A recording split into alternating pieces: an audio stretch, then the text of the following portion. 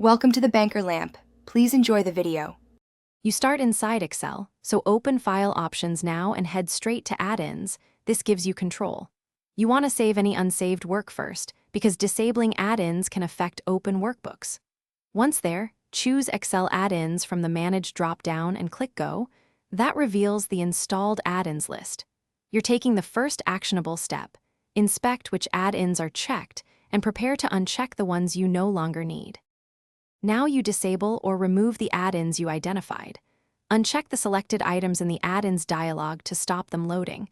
If an add-in is a COM type, switch Manage to COM add-ins and disable there. If you want to permanently remove a file, select it and click Remove, or use Browse to find the XLAM or XLA file and delete it from disk. Make sure to restart Excel so changes fully take effect and to verify behavior. Finish by testing Excel. Open typical workbooks, run macros, and check ribbons to confirm the removal worked.